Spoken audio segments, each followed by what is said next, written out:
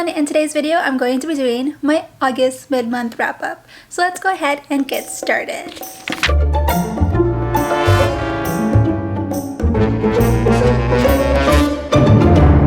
The first book that I read was The Boyfriend Project by Farrah Rochon. This is an adult contemporary romance novel about a strong, independent black woman named Samaya Brooks, who works at a tech company. We start off with Samaya coming to the realization that her boyfriend has been cheating on her with two other women. Samaya, along with London and Taylor, catch this sleazeball off guard and confront him. As curious onlookers, of course, record this encounter because what else are they gonna do? The video instantly goes viral and all three women develop friendships with one another. The pact that they establish to work on themselves for the next 6 months soon interferes with Samaya's growing feelings for the new guy at work named Daniel Collins. Daniel is an ex-Marine and he is biracial. He's half African and half Korean. I would have liked for his ethnicity to be more delved into, like way more. Samaya is super laser focused and innovative. Her brilliant tech ideas and her determination to be the best quickly advances her to top positions in her field. Thus, Samaya is not only a role model, but her accomplishments are also paving the way for future women to follow suit. The only thing she lacks is time. Time to do all the amazing things she wants to do. I love the friendship between the three women. Their supportiveness was really great. I love how Samaya is able to juggle all these things like female friendships, a romantic relationship, a full-time career, and on top of all this, be able to work on an app. That's like amazing. Daniel is his own version of perfectness wrapped up in sweetness, but I think the book would have benefited if our two techie geniuses weren't so flawless. I gave this book 4 stars out of 5 stars. Next I read Splinters of Scarlet by Emily Bain Murphy. This is a historical fiction fantasy book about a girl named Mary, and every time she uses her magic, it leaves behind this deadly ice-like buildup within her veins. This book strongly emphasizes the importance of family. There's a mystery at the center that really made this book a page-turner. This book was so atmospheric. Okay, I will be doing a whole review on this book, so stay tuned for that. I gave this book 5 out of 5 stars. Then I read The Kingdom by Jess Rothenberg. This YA science fiction book is a blend between Disneyland and Westworld. The Kingdom is a theme park designed to make its guests believe that dreams can come true. We follow our main character Anna, one of 7 cyborg princesses, all of whom are beautiful and are programmed to always obey and to please the park's guests.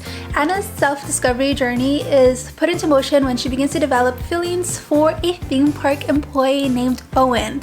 Their encounters blossom into a friendship that ignites Anna into breaking free from the web of lies she has been fed, and she slowly starts to understand the truth behind the place she has been calling home. On top of all this, she is on trial for murder.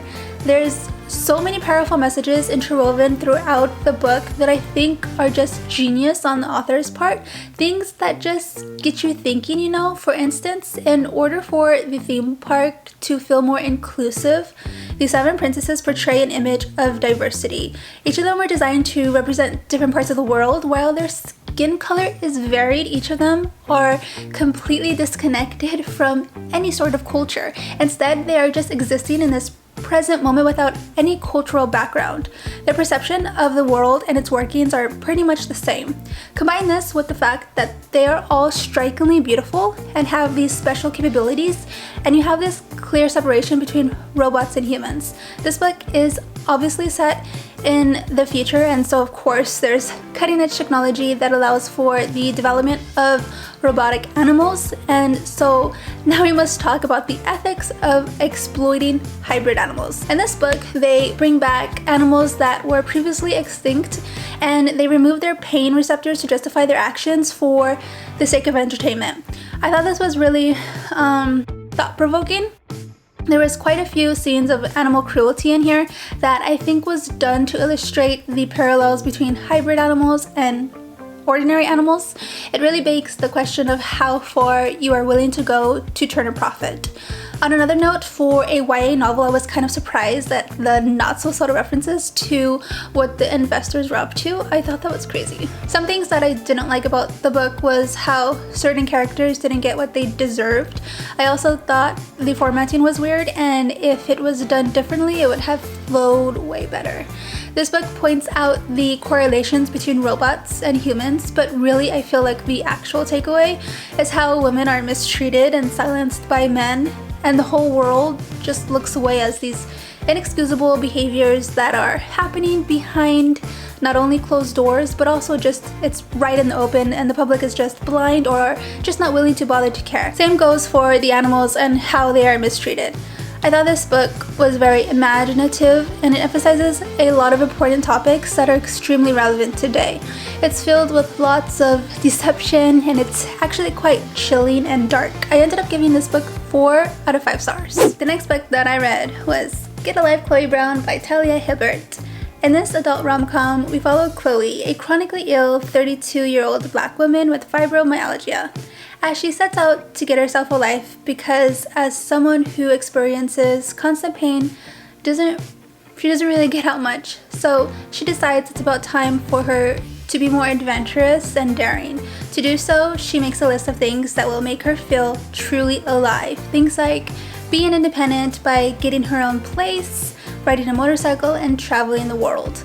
Now that she knows what she wants, all she has to do is make the effort to achieve and fulfill her bucket list.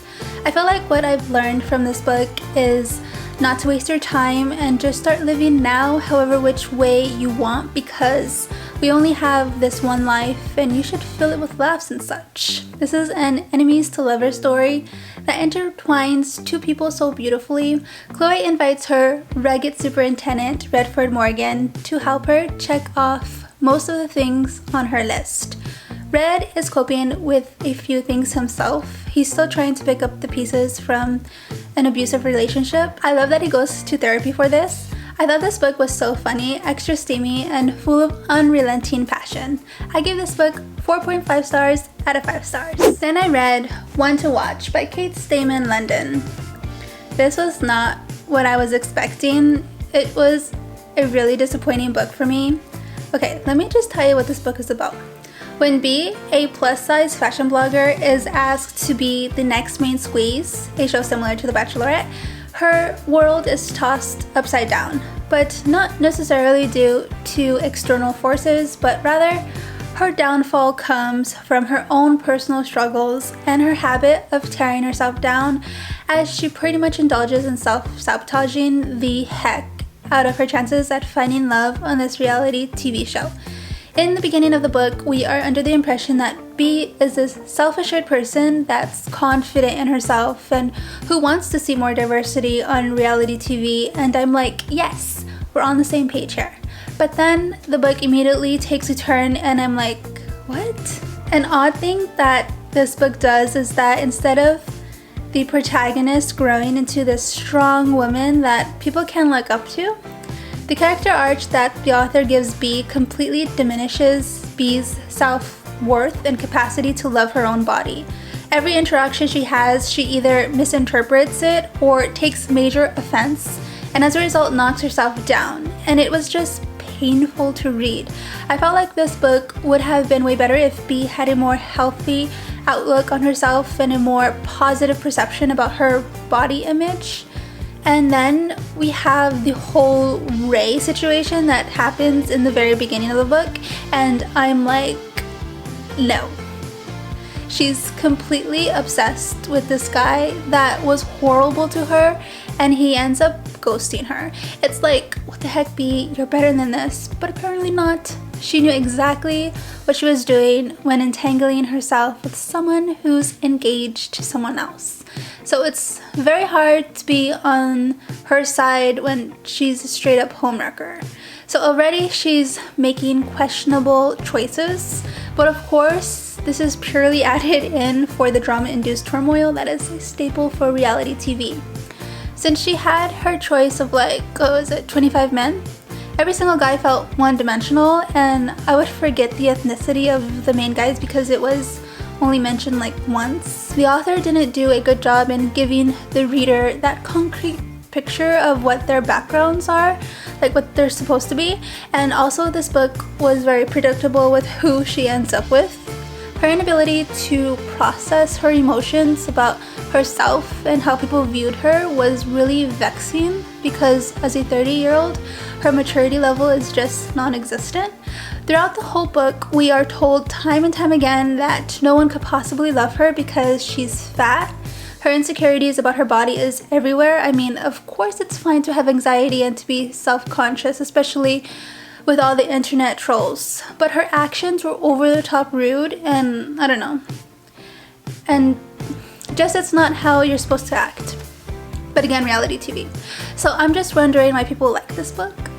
I found it to be very problematic because there's really no positive messages about being fat and loving the body you have.